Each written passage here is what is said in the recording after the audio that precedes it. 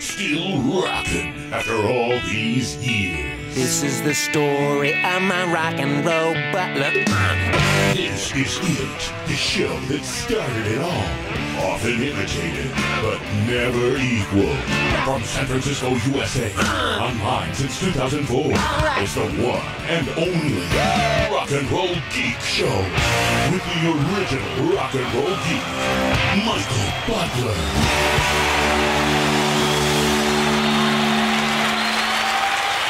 Welcome to the Rock and Roll Geek Show. My name's Michael Butler. Thanks a lot for joining me. I really appreciate it. Today is Monday, October 21st, and it is very early in the morning. In full disclosure, you're hearing... By the way, thank you, Jesse Fink, for coming on the Rock and Roll Geek Show. I really appreciate it, friend. No worries, mate. So, in full disclosure, for the friends of the Rock and Roll Geek Show, so I can be honest and not think that I'm an idiot editor... This is the second time we're recording the beginning of this show because yesterday we had a power outage up here in the mountains. This is what happens when you're up here and living in the country. So we are re-recording the beginning of this interview with Jesse Fink. Thank you, Jesse. You can hear me okay? And say hello to the friends of the Rock and Roll Geek Show. G'day, friends of the Rock and Roll Geek Show. Jesse has been on the show before. Jesse, I had you on when you did the first book, which was... the Youngs, the brothers who built AC/DC. And then you put out another book, which was actually more of a biography of Bon Scott. And I think the thesis of that book was, I did not read that book, and I apologize for not reading it, but I'm going to read it now because I really like the new book, which is called Notes from the Highway, which is, I guess this is kind of a sequel to that second book. It's really what I would call a companion piece. So it's for people who have read Bon the Last Highway and are wanting, I guess, more information about some of the themes and some of the sort of conclusions that were contained in that book. The second book, Bon the Last Highway, was more of a biography of Bon Scott. And I think the thesis was... If I remember, because I talked to people who read it and they really liked it a lot. And the thesis was more, other than being just a biography of Bon, that he had a lot to do with Back in Black, which we will get to later on in this. This one, the new one, you introduced, I don't know if you introduced this one in the second book or not, but you introduced the theory, or as a lot of people would say, the conspiracy, that Bon died of a heroin overdose. Is that true? Certainly is, and for that I got into a great deal of trouble and I had death threats and people bloody setting up Facebook pages about me and having ridiculous memes are made, and yeah. So it's been a very interesting kind of journey for me as a journalist, sort of tackling this subject, because there is a sort of section of the AC/DC fan community who are very open and receptive to kind of an honest investigation of what happened, and then there are others who have no desire to kind of listen to anything that sort of contradicts the image in their head they have of Bon, of just someone who died of a simple case of alcohol poisoning. I had Pete Way on my podcast several times, and I had him on before he died, and he said that he was there the night that he was with Bon the night that he died. And you talked about this a lot in the book. Paul Chapman from UFO and Pete Way were both there, and I just always assumed. And Pete, I didn't ask him anything about if he died of a heroin overdose because I didn't know this theory existed. At all. I always heard as a kid, I remember where I was when I found out he died. I was a huge AC/DC fan.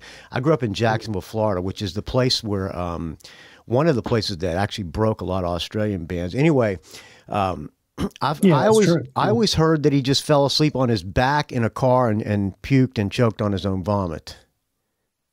Yeah, that's sort of the conventional story, and you could throw in, he died of hypothermia, which Ozzy Osbourne sort of put out there at one point. Ozzy said he wrote this is in your book. I'm jumping. This was one of my things way down in my list of notes. But Ozzy said that he wrote Suicide Solution about Bon Scott. But the fact is, I don't think Ozzy wrote Suicide Solution, first of all. Yes, but I find that story very dubious. Yeah, and I don't think Bond would commit suicide, but I know his point is, you're killing yourself if you do drugs. So, yeah. But getting back to what your question, I mean, look, what happened was that, look, the conventional story is that Bond went out on the night he died with a man called Alistair Kinnear, who was supposed to be a friend of his ex-girlfriend, Silver Smith. Right. And they went to a club in London called the Music Machine in Camden. And Bond sort of went backstage. He left sort of in the early hours of the morning on the 19th, ended up going to his flat at some point, which was in the middle of London in Westminster, and then to Alistair's flat.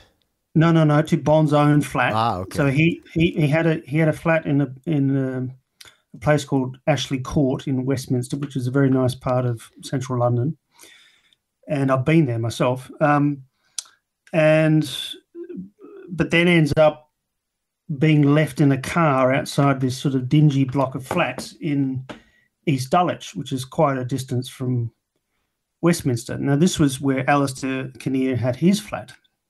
So the way that Kinnear told the story was that he couldn't lift Bond out of the car and take him up the stairs. He was too heavy to carry because, Bond had sort of passed out and was in the back of the car.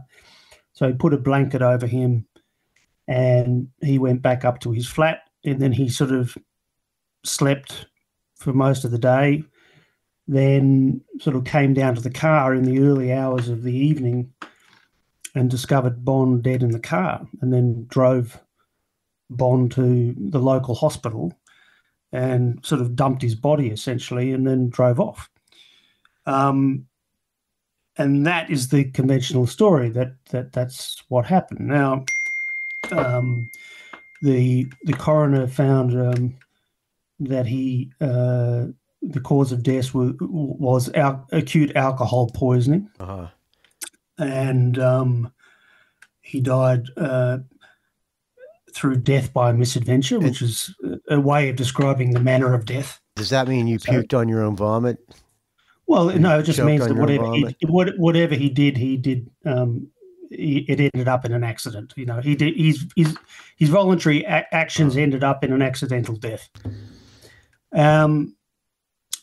Now, then no one really challenged that story up until I think it was about 2005, and Classic Rock, a guy called Jeff Barton, a journalist for Classic Rock, he interviewed Pete Way and Paul Chapman for this story about Bon Scott. And they told us sort of a totally different story, and that was that Paul Chapman had actually been waiting for Bond to return to his flat.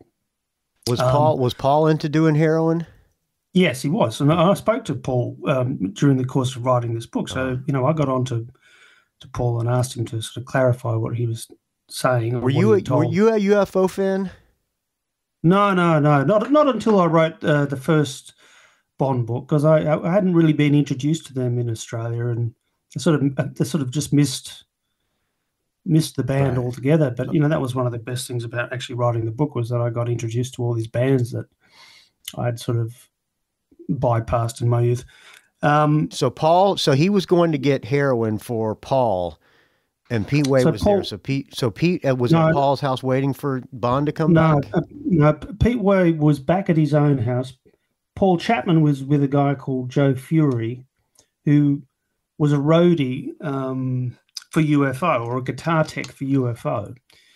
Now, Paul Chapman said that Bon Scott had gone off to buy heroin and to come back to the to come back to Chapman's flat, and that he and Joe had waited, all morning for sort of Bon to turn up, and then eventually Joe, as dawn broke, and as the light of the morning filtered through the windows at the front of the house, that Joe decided to leave, and then Paul Chapman went back to sleep, and then not long afterwards, Joe Fury sort of called Paul Chapman and said Bon was dead. So this is a completely different story in that Chapman was insisting that he found out that Bon Scott had died on the morning of the 19th, rather than the conventional story which Alastair Kinnear told, which was that he had delivered the body to the hospital on the evening of the 19th, right? So this whole heroin thing suddenly opened up in this story. Now, and then I started writing my book, and I'd always, read these stories about how Alastair Kinnear had gone to the Music Machine, that he'd gone there on the invitation of a friend of his called Zena Kukuli. Zena is the wife of the guy from the Only Ones, right? From the Only Ones, right? And the band that was playing that night was a band called Lonesome No More, which was fronted by Zena's sister, who was called Kula Kukuli. And she's now dead. But I managed to speak to Kula before she died. Kula said she thought that Bon had done heroin, right? And then I managed to get on to Zena, and Zena said the same thing, that she thought Bon had used heroin and that he had died by combining alcohol with heroin, and that it had a fatal effect. But the interesting thing was that Zena actually said to me that she went back to Alastair's flat in East Dulwich with Bon and Alastair, so that there was more than two people. There was more than Alastair and Bon back in East Dulwich. And so this suddenly sort of, threw a whole new sort of complexion on this story and about what happened to Bon. Because the idea of him sort of dying of alcohol poisoning never really convinced me. I found that there were too many holes in the original story, and that it warranted further investigation. There was no police report available. There was no sort of hospital records available.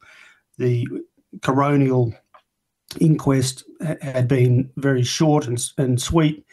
The whole thing had sort of been wrapped up in 72 hours. As far as I know, no drug testing was done. And but everything pointed to a heroin overdose. So, Silver Smith was a heroin user. That's Bon's ex-girlfriend. Alastair Kinnear was a heroin user and dealer. Paul Chapman was doing heroin. Pete Way was doing heroin.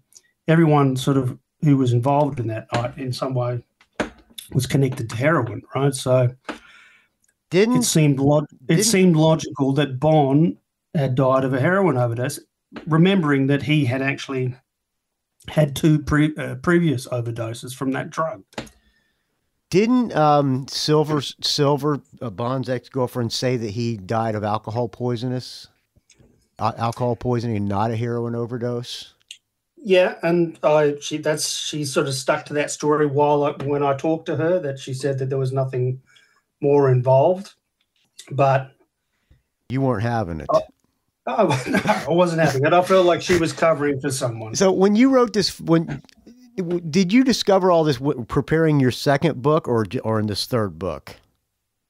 Well, everything that I've sort of spoken about so far was discovered while I was writing the Last Highway, the second book. Right? So when you set out to write this, sorry to interrupt, but when you set out to write this book, you had no intention of breaking this story that Bon died of heroin overdose. No, not at all. No, there was no confirmation bias or anything like that. I just sort of approached it like, I really just want to know what actually happened here, because it's all so bloody mysterious. There are so many conflicting stories, Alistair Kinnear is a very sort of fishy character. He ended up disappearing altogether and was declared dead. No one found his body after he went sailing. I mean, there was all these sort of strange little elements. This is kind of like a true crime. You should do a true crime podcast about the death of Bon Scott. Because it would actually be a really good podcast. These true crime podcasts are supposedly really popular. I should probably call this one a true crime episode. Maybe I'll get a lot of downloads. Yeah, well, I mean, but what happened after sort of writing this book was, I've sort of became the conspiracy guy. The conspiracy guy rather than the investigative reporter, right? Who was seeking to trash the good name of Bon Scott and seeking to trash the name of AC/DC. And, because I'd written this sort of semi-critical book about the Young brothers being a bunch of hard asses, right? So, people had it in their minds that I was just out to get AC/DC. But no, I was just trying to figure out what the fuck happened to Bon Scott on the last night of his life. The guy who wrote the Bon Scott biography, what was that one called? Highway to Hell or something like that? I didn't know. Clinton Walker, yeah. He wrote, or at least you said he wrote about this, your last book was a new level of bad faith and vainglorious sensationalism, not to mention impenetrable convolutedness. Called it a squalid book. He would say that because I embarrassed the shit out of him, right? This other guy, go ahead. Sorry, keep going. He would say that because, as I said, you would you guys have a rivalry over Bon Scott books or something? No, there was no rivalry. In fact, I sort of paid respect, I think, to Clinton in that book for going and writing that biography at a time when, internet research wasn't so easy. I mean, it's a lot easier now to write biographies than it was back in 1994, because you have so much information at your fingertips. There's so many archives that you can consult, and there's, we can connect with each other on social media. So finding people is a lot easier. And so I think he did a good job, given the limitations that he had at that time. But I actually found that the analysis of Bon's last night in that book was wrong. And, Clinton sort of was interviewed on a couple of occasions, sort of suggesting that Alistair Kinnear wasn't a real person, that it was an invention. And he got his nose out of joint, essentially, because I'd written this book and I'd sort of pulled apart, the case that he made in his book that Bond died of alcohol poisoning. So I just took a totally different view of what happened. And the thing was, I actually found not only Zena Kekuli, but I spoke to Pete Way and Paul Chapman, which Clinton Walker never did. I also got cooperation from Daniel Kinnear, who was Alistair Kinnear's son. So I got a lot of help from people who were involved in the story. And the book came out and, caused a big stir and people were horrified that I would suggest that Bond died of a heroin overdose. But I also got a tremendous amount of support from people who've said, I've always suspected that's what happened. None of it ever sort of seemed to kind of make sense to me. I don't understand why this guy was dropping dead from 7 whiskeys. There's other things I'd like to ask you about besides the heroin stuff, but I'm going to keep on for a couple more minutes. This in chapter 16, it's called The Baffling Case of Peter Head. Who's Peter Head? He's a musician who in Australia who was a former friend of, or was a friend of Bon Scott. He said of you, I've read a lot of books on early Australian rockers, but Jesse Fink is the only one that annoys me because I think it desecrates the memory of a man who was one of my best friends for many years. So when Bond died and the official cause of death was choking on his own vomit after being left alone to sleep off a night of excessive drinking in a car in London, etc., it was shocking, but not entirely unexpected. But now 40 years later, for a writer to come up with the theory that it was an overdose of heroin that actually was the cause of death is a source of annoyance to me and a lot of Bond's friends and family, especially when the writer had no Bond and refuses to listen to people that did. And then you said you made a public rebuttal. What was the public rebuttal? Oh, I can't remember exactly what it was. Fuck you, Peterhead. Yeah, it was something like that. It was like, fuck you, motherfucker, you prick. Because I'd actually gone to Peter's house, and I had no idea how much people fought this much. I had no idea that people fought this much over Bon Scott's death. No, they really do. It's like a sort of a mini industry of people who sort of make great hay and sort of make money from their sort of fleeting association with Bon Scott, especially in Australia. I was just a kid when I found out, and I was sad that he died because I was a huge AC/DC fan, but I had no idea that there was so much controversy. Yeah, but the thing is, I think why people reacted so bitterly was that I was actually coming up with information that had never been produced before. You went deep. So I went deep, and I approached it like it was a sort of a cold case investigation. It took me a long time to put together, and then I started a Facebook group called Bon Scott Forum. Right, so all the people who had read the book, who wanted to continue kind of talking about it and debating the issues that came up in the book, could join this group and have these open discussions. So I have this very healthy, 16,000 strong sort of Facebook group where we talk about, Bond's death and the lyrics on Back in Black and things like that. And so I kept basically following the leads and sort of, so it's now 7 years later.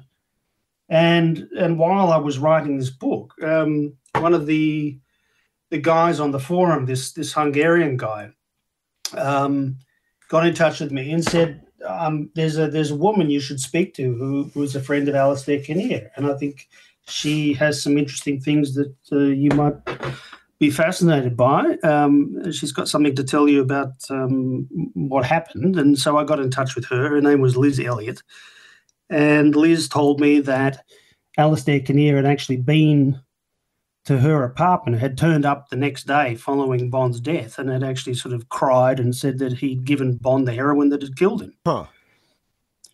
Right. So I'm not saying that all of these things that I've produced in these two books are proof that Bond died of heroin, but the preponderance of evidence would indicate that the most logical kind of explanation for what happened was that he snorted some heroin, he had been drinking, and he'd had a sort of fatal reaction to the two things that were in his system.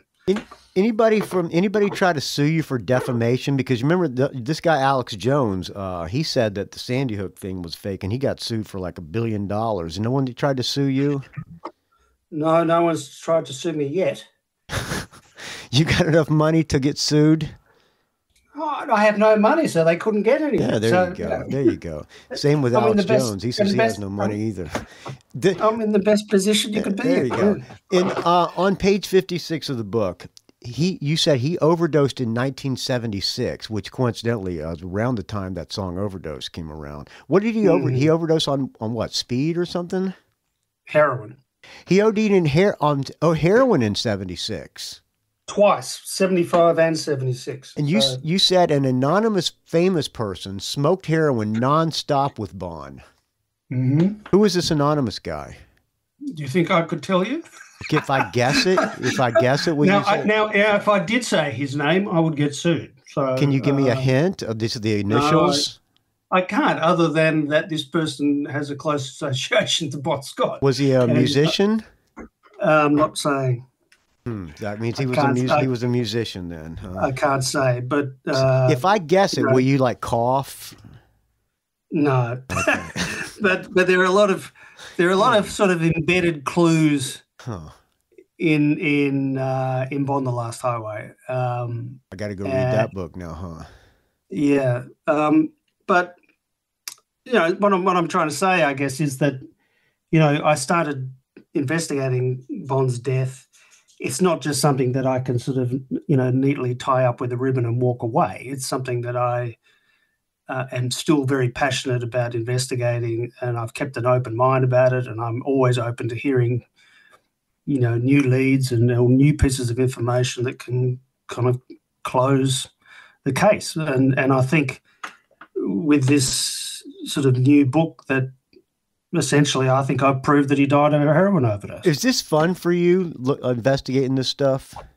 Yeah, I love it. Yeah, I can imagine. It seems like fun. Yeah, I love it. Well, I mean, you think about all the mysteries that are left in rock and roll. There aren't that many, and all the books have kind of been written. But I think Bond's demise. It's a tragic story, but it's a fascinating story, and I think I put flesh on his bones. That I sort of gave people a very good idea about who he really was as a person. It wasn't just a morbid kind of exercise for me in investigating his death. There was much more involved in it. I was documenting his life in the last 3 years of his life, so it was a passion project for me. I was always very interested in his music. I loved, listening to those albums that he made at the end of the 70s, and I actually think that was the high point of the band, and I don't apologize for that. Do the guys in AC/DC camp, do they know who you are? Yeah. They do. Yeah. What do they think of you? Have you heard what they think of you? I spoke to Phil Rudd on the phone. Oh, okay. He was totally open to me and quite nice and friendly. He's a little bit on the outs with the AC/DC camp too, I think. He is, and I think that was probably the reason why he was talking to me. Yeah. Great drummer. Boy, is he a great drummer. Fuck. I met Malcolm Young's son once at a pub, and I thought I was going to get punched in the face. Oh, but really? No, it was quite cordial. You ever met the Youngs, George, or even the cousin Stevie? I've had contact with Stevie on Facebook. He's on Facebook under a different name. Or nephew? Was nephew or cousin? I mean nephew, I think. Nephew, yeah. Yeah. And how was he to you? Which is quite confusing. How was he to you? Was he nice to you? He was, short and. Yeah, okay. He didn't want to lose his job. He doesn't want to lose his job. No, this was around the time, I think, that I was writing the first book. So, so after I released the first book, I think people kind of got pretty cluey about how I worked and what my kind of stories were about, and that they knew that it wasn't just sort of hagiographical crap, that I was looking into fairly sort of serious issues, and maybe I was someone that shouldn't be spoken to. So the cone of silence really came down, and so I've had to work around that with all 3 books. So, I mean, I just regard them as pieces of journalism, really, at the end of the day. So the other thesis is that Bond wrote a lot, if not all, of the lyrics on Back in Black, and supposedly Bond's notebook with his lyrics disappeared. He had his lyrics with him, and they disappeared within 48 hours after his death. Now, I think that is the true crime thing to try to investigate. What the hell happened to his notebook? Yeah, and that's a real difficult thing to kind of. So you think he wrote all the tackle. lyrics? No, I don't think he wrote all the lyrics. I do think that he, as Silversmith told me, she said that he finished the lyrics the night that he went out and died. So they were going to go out and celebrate the band that he'd finished all the lyrics, and he said the next thing that happens in the AC/DC camp is he hands them to Angus and Malcolm, and then they kind of say, this doesn't work, this is too salacious, or we need to dumb this down for the kids, or whatever. Yeah, we need to dumb this down, essentially. So that it went through an editing process.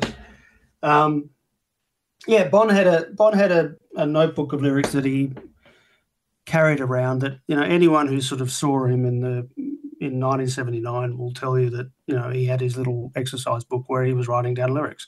So he was constantly working on songs. Has anybody tried to find this book? Of course, it's like the Holy Grail. It is the Holy Grail. It's the Raiders of the Lost Ark of the AC/DC story, and we would all love to turn up the notebook, but that would be a good eBay scam. I have the lyrics. I tell you, Bon Scott's notebook. I found it in the garbage. Yeah, but look, I put forward all the available pieces of information that suggest that Bon had a hand in the lyrics to Back in Black, and that's in the second chapter of the book. Yeah, you say that Angus slipped up during a Rolling Stone interview. What did he say? I can't remember the exact quote, but that they were thinking of quitting, but we had songs that he had written and that we wanted to finish the songs. Ah, there you go. That's that's an accidental slip, isn't it? Yeah, and if anyone's interested in that particular clipping, it's on my website. If you go to my blog, there's a picture of the clipping in Rolling Stone magazine where he says this. And the other interview that he did was with Kerrang.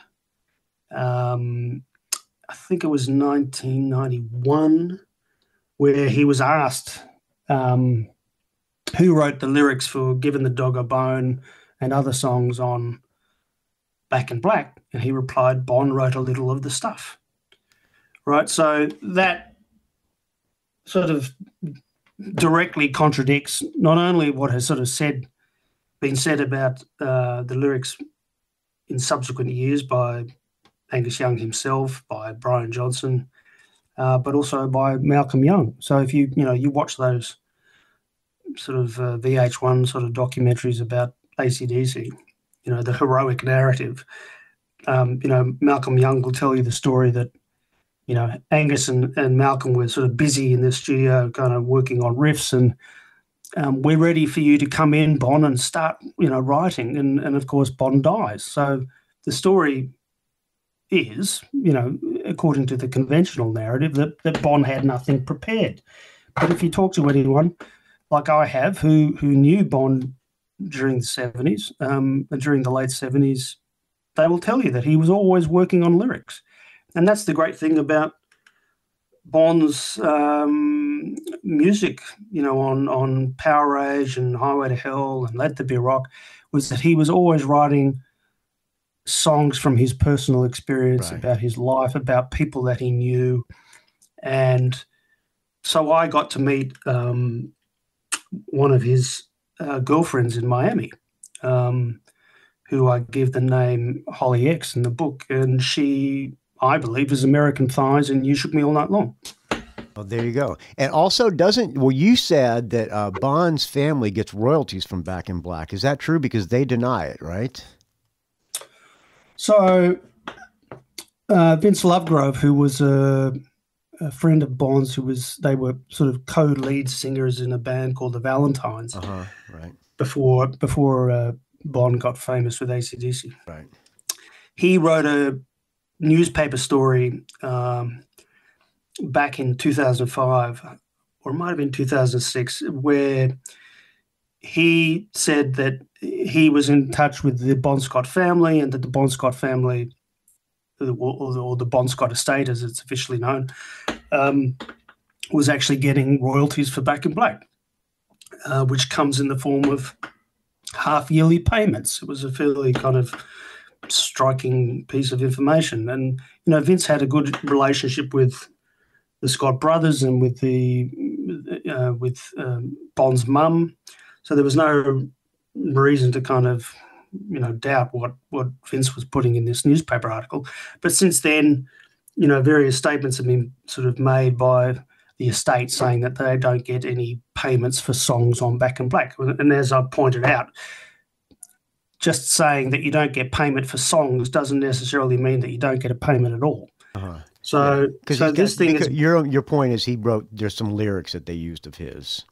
Yeah, but there are multiple occasions where Angus Young has given an interview. There was one with Classic Rock a few years ago where he was saying there were lyrical snippets were in place before they recorded the album, before Brian Johnston turned up. That they had titles, they had been working on songs, that there were some lyrics in place, which again goes against these statements from Malcolm Young that nothing had been written. And interestingly, a guy called Henrik Eriksson, who's a Swedish AC/DC fan, he's been doing like AI versions of Back in Black songs with Bon Scott, and he did one yesterday with called "Have a Drink on Me." We should check it out on Vimeo. And my God, it just is Bon all over. Okay, on page 82, actually a listener, a friend of this show named Stephen Mascord. You call him an Australian journalist, Steve Mascord. You got a shout out, friend. Simon Wright was talking to him, and he said that Angus played him a cassette of Bon playing drums on a demo of Back in Black. Yeah, so that's quite extraordinary because Angus Young has only admitted, well, he's done a few interviews where he said that Bon did drums. I think it was "Have a Drink on Me" and "Let Me Put My Love Into You." And then on another occasion, he said Bon did drums for Hell's Bells. Uh-huh.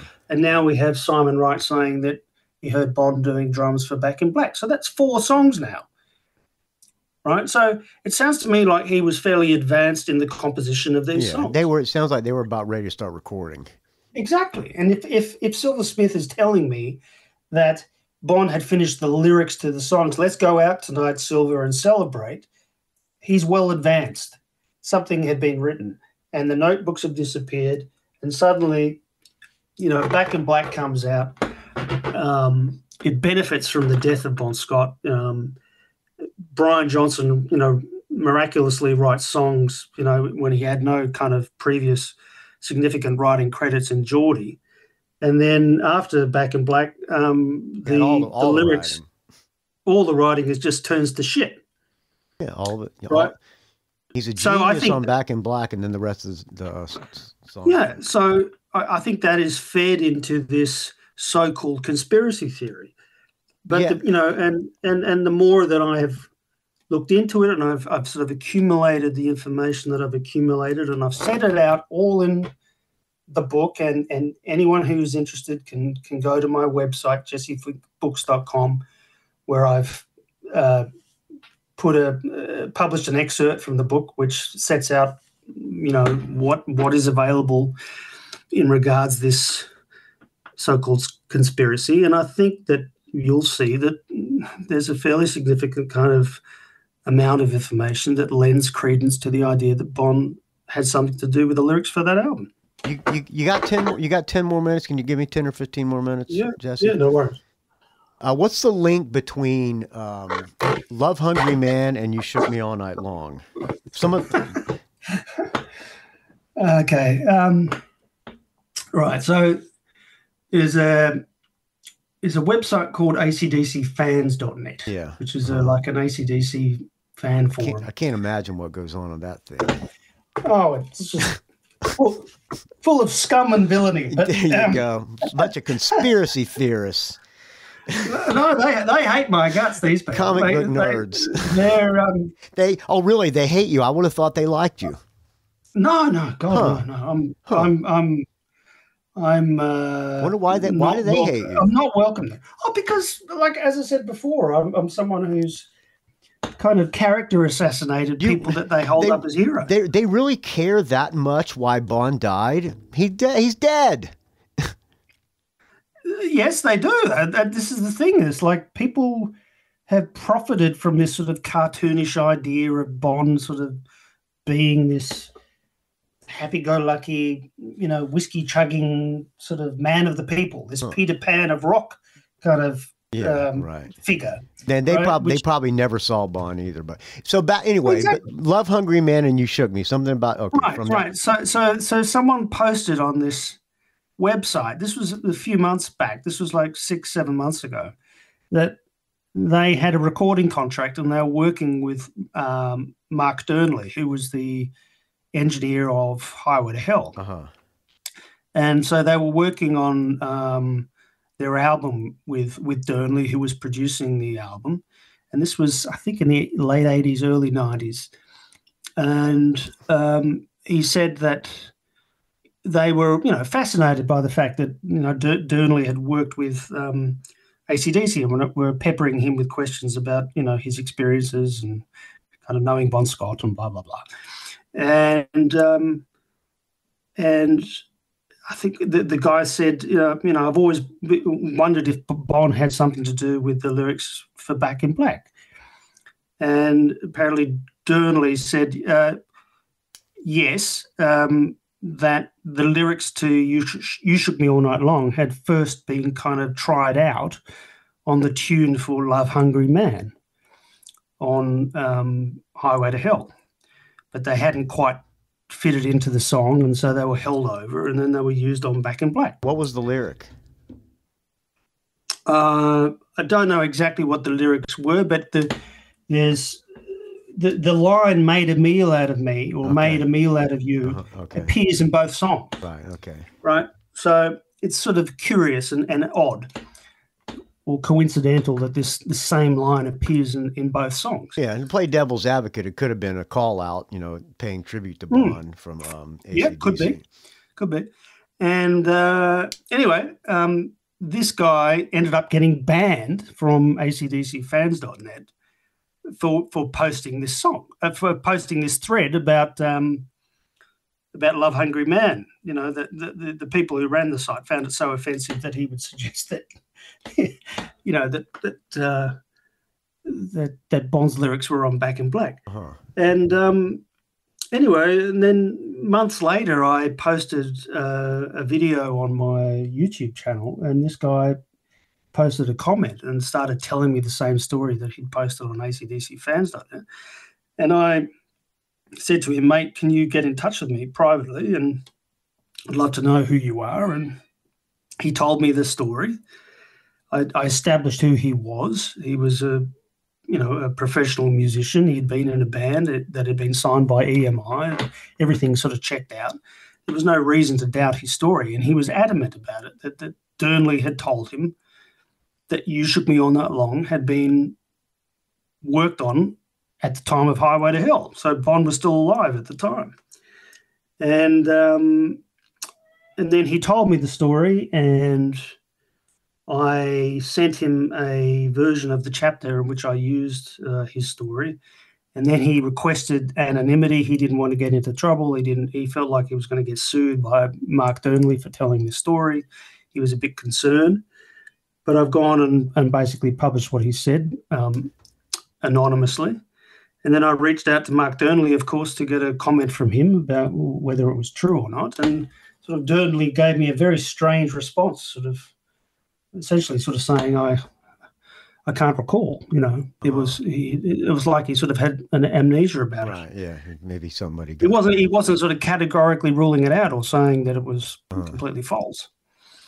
So it's just an interesting little story that I think will appeal to people who've who might be leaning towards the idea that Bond had written lyrics for Back in Black. This is fun stuff for AC/DC fans to mull over, while they're waiting for another AC/DC tour or whatever, another AC/DC song to come out. Yeah. You wrote on page 149, another member of AC/DC was using heroin. That Paul Chapman and Pete Way told you this. Is that true? Mm-hmm. Mm-hmm.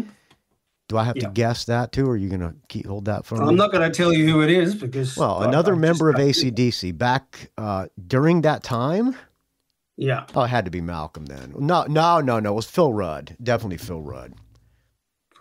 It's Phil Rudd. Your guess is as good as mine. It's Phil Rudd. He got arrested for putting a death threat on somebody. He dealt speed. It was Phil Rudd. We already got. All right, you've confirmed it. Thank you, Jesse.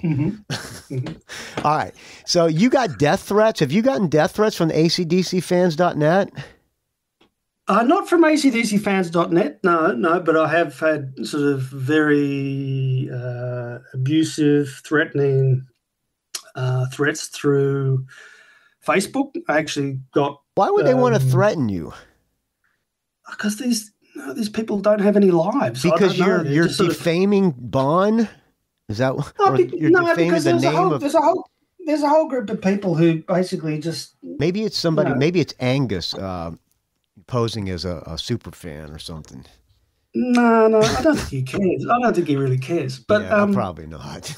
No, I just think there's people who don't really have much going on in their lives. They spend all their lives online, sort of talking about AC/DC or getting AC/DC tattoos or whatever, and they're a little bit kind of miffed that I've sort of damaged the halos of these people, somehow by writing these books that, they can deal with the idea of Bond having died of alcohol poisoning, but not from dying of a heroin overdose, which is very strange. Yeah. But to some people, heroin is inextricably linked to a syringe, and so they think of what I've written as sort of being synonymous with me saying that Bond is a junkie. I've never said Bond is a junkie or anything like that, but I have said that he was involved in recreationally using heroin, and that's well established. So those people are very unhappy. But I've had threats through Facebook. I've had to get. I actually had to get the FBI involved at one point because there was some guy threatening me. Yeah, it was a friend of mine in the States who ended up going to the FBI, and so it's ridiculous, really, when you think about it. But that's it's a strange universe, this sort of AC/DC fan world. It's pretty entertaining. I'm entertained by it. In chapter 17, you talk about this guy Sidney Drashin, who ran this company called Jet Set Enterprises. You talk about that REO Speedwagon, or he talks about this REO Speedwagon show he put on what was the date? August 6, 1977. REO Speedwagon headlined the Jacksonville Coliseum. AC/DC opened. I was at that show. Oh, were you? I was there. I remember exactly where I was. I saw Angus put his 77. That would have made me 16 years old. Right. So you grew up in Jacksonville. That's right. They broke Jacksonville, Florida. That station with Bill Bartlett, whatever that guy. Bill Bartlett was the guy who broke AC/DC on the radio. I've tried to get him on my show. He said he would come on, and then he ghosted me. Oh, really? He lives in Costa Rica, I think now. Yeah, as far as I could recall. That station in Jacksonville, Florida, they broke AC/DC. They brought this band called the Skyhooks to Jacksonville, Florida. Little River Band. Skyhooks were they were all over the radio in Jacksonville. They opened for Uriah Heep. I'm actually in the singer's biography talking about this because I interviewed the bass player. They opened for Uriah Heep. They blew Uriah Heep away, and I'm a Uriah Heep fan. They were so good, Skyhooks. They brought the Angels to the United States. They brought Rose Tattoo. They were extremely supportive of Australian groups. Anyway, this guy Sidney Drashin, he put on the show August 6. REO Speedwagon opened. It was AC/DC's first tour. I remember exactly where I was standing, and we saw. I was there with my friends, and Angus put the guitar neck, between Bond's legs, and like started stroking his guitar neck like he was jacking, and we were all like, "That's a common thing now. He does it all the time." But we were like, "Oh my God, Angus is gay." We're 16-year-old kids. What the fuck did we know? But yeah, that was. Did you see the Skinner guys there? Because the great myth is that that's what you said. Yeah. Go ahead, tell that story. That's a good one. Well, because Bond had this skinnered belt buckle. So you see photographs of Bond from 1979. He's wearing this Confederate flag belt buckle. Right, it was Leonard Skinner merch. Yeah, exactly. So it says Leonard Skinner in place of the stars.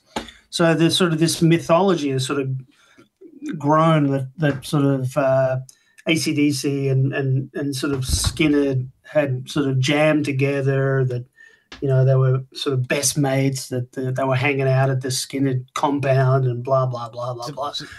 I got in touch with, who was it, Kevin Elson, who was their engineer, and said, do any tapes of this particular jam exist? He said, I have no idea what the fuck you're talking about. And everyone that I sort of spoke to who was still connected, who was alive and still connected to Skinner, said, no, that's a myth. I don't know anything about it. And I think that, Bond had other relationships with Southern rock bands like the Outlaws and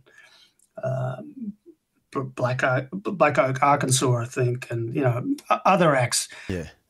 Sidney Dreschen said that the guys. Sidney Dreschen said that he let the guys in Leonard Skinner be security that night. Yeah, but he wasn't sure. He wasn't sure. So, had I tried to be a groupie and get backstage, I could have met the guys in Leonard Skinner too. They could have beat my ass trying to get backstage. Who knew all this shit was going on when I was 16 years old, man? Well, I've got to say that I'm very envious of the fact that you grew up in the 70s and at such a great time. I saw see bands like this. I saw AC/DC every tour with Bon Scott. Every time that they came to Jacksonville, every album tour, because Jacksonville was very supportive of AC/DC and all Australian bands, just like I said. I saw them every tour. I saw that tour. I saw them open, and then for every tour on, I saw AC/DC. I saw AC/DC every tour, all the way through For Those About to Rock. Right. Wow. Well, you're a very lucky man.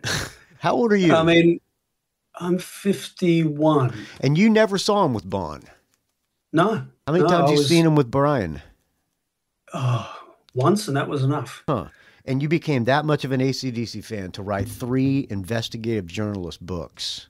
Yeah, but the thing was, the first book, The Youngs, it started out because I had been going through a divorce and I was feeling suicidal one night, and I wanted to go and, walk in front of a garbage truck, essentially. I was feeling very despondent, and I ended up putting on some Power Rage on my laptop. And there you go. It kind of just lifted me up at the right time. And I felt like, wow, AC/DC saved my life tonight. That's right, yeah. Aren't you glad you didn't kill yourself? You got 3 Exactly. books out. This is the power of rock and roll. I want to write a book about these cunts. That's what I wanted to do. And where is she now? So I did. She's remarried. And we had a child together.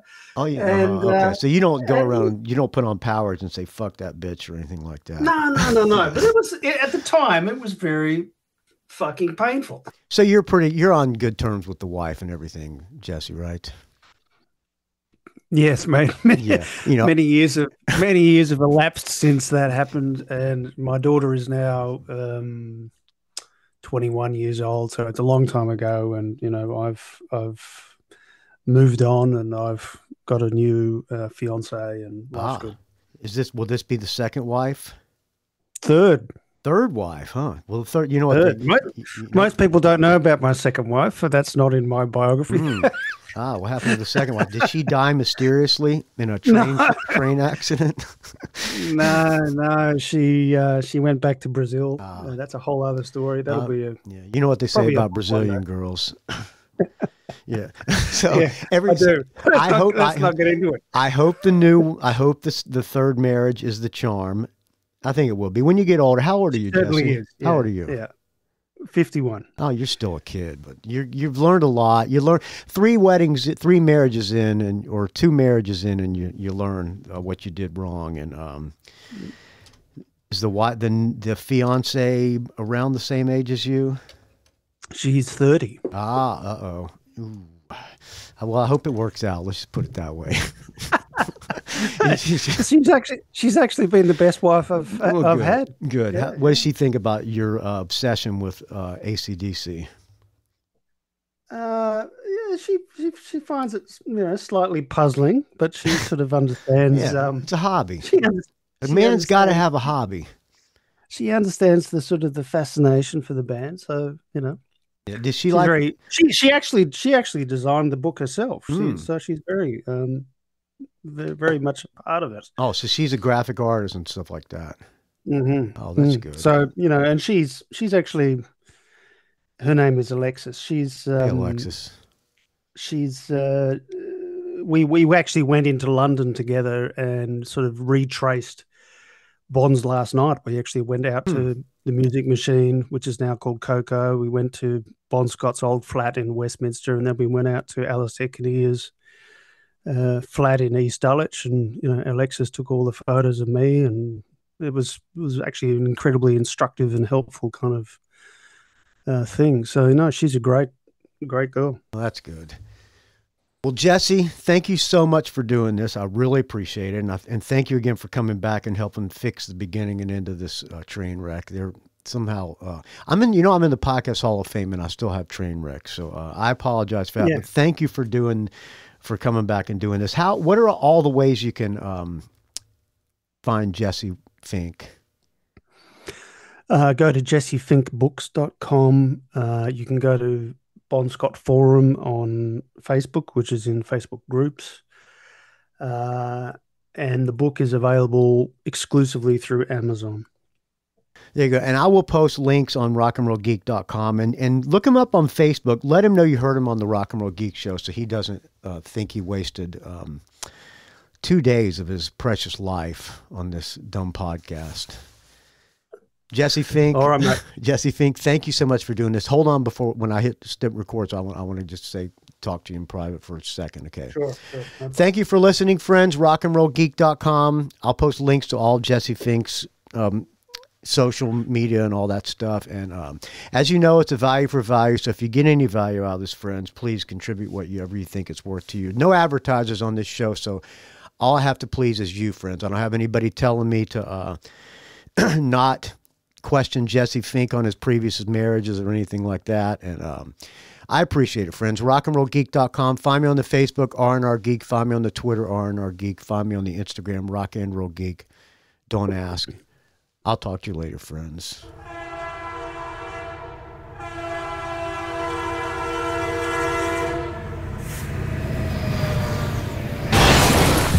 It's a Rock and Roll Geek train wreck.